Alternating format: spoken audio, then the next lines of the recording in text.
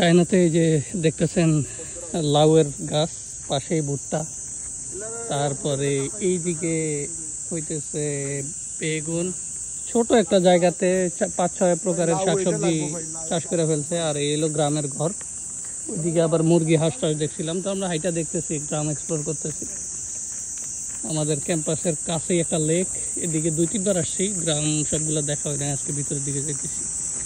তো এই যে ছোট জায়গার ভিতরে কি সুন্দর কত প্রকারের শাকসবজি করে ফেলছে।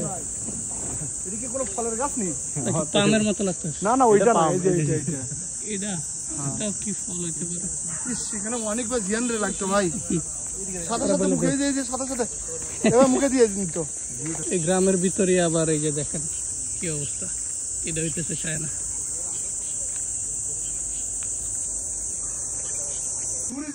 আচ্ছা, এটা ট্যুরিজমের অফিস সম্ভবত, অথবা ইয়া হইতে পারে, রিসোর্ট হইতে পারে। কিন্তু এই গ্রামের ভিতরে এত আহামরি সুন্দর রিসোর্ট দেওয়ার মানে বুঝতেছি না। টাকার অভাব নাই, চাইনিজদের কত কি করবো। এই দেখেন গ্রামের ভিতর আবার কি সুন্দর ঘর, বাট ডগি সাহেবরা চিল্লাই যাচ্ছে। তার মানে ওইদিকে আমরা যাইতে পারবো না। চাচা বাতাস খাইতেছে সুন্দর, 2-2টা কুকুর ভয়া খাইতেছে না এরা। তার মানে আমরা আর ওইদিকে যাইতে পারবো না এই 2 কুতুবের কারণে। কুকুর তো না, কুতুব। এটাও কুমড়া পাতা, কিন্তু এটার মালিক মনে কেউ নাই।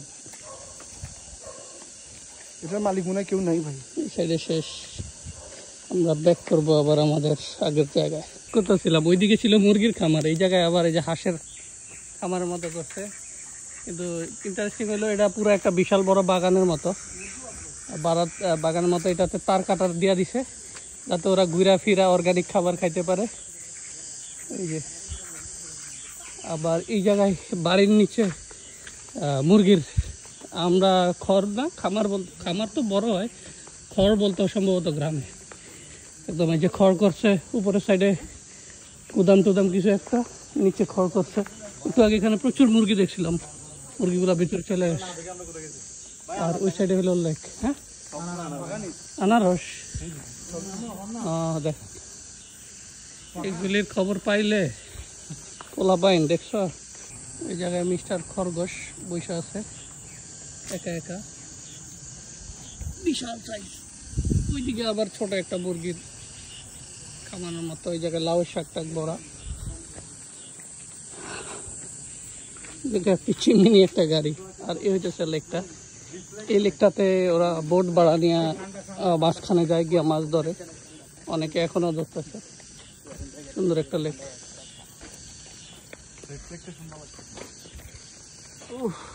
আমরা ওই যেখানে আমাদের গাড়ি পার্ক করে রাখছি, তো আমরা হলো গোসল করবো, এই কারণে আজকে বের হয়েছিলাম। বাট এই লেকে করা যাবে না, আমরা অন্য আরেকটাই করবো। প্রথমে আমার ছোট ভাই সাদের গোসল করতে চাইনি, পরে তাকে বোঝানো হয়েছে, বুঝিয়ে তাকে তার সম্মতি নেওয়া হয়েছে, নিয়ে তাকে নিয়ে আসা হয়েছে। এখন তার দায়িত্ব, তাকে প্রোটেক্ট করার দায়িত্ব ইয়াসিন ভাই নিজ হাতে নিয়েছে। হ্যাঁ, আমার গাড়িতে ইয়া আছে, টায়ার বেলুন আছে ফুলানো, গাড়ি থেকে চাকা খুলে নিব। প্রয়োজনে আমার গাড়ির চাকা খুলে নিব সাবেরের জন্য। তো এই হইতেছে গ্রামের ভিউ। আমরা ব্যাক করবো লেকের দিকে, এখন গিয়ে একটা গোসল দিব জম্পেশ।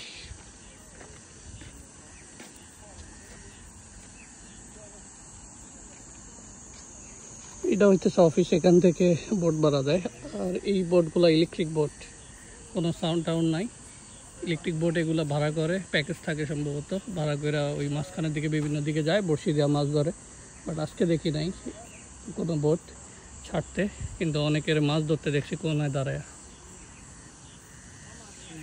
এই হচ্ছে চায়নাতে কমন ব্যাপার, লেক থাকে, লেকের আশেপাশে গ্রাম থাকে, এইটারে সাজায় নেয় ট্যুরিজমের জন্য। টুকটাক ট্যুরিজম বলা যায়, কারণ এরকম অভাব নাই।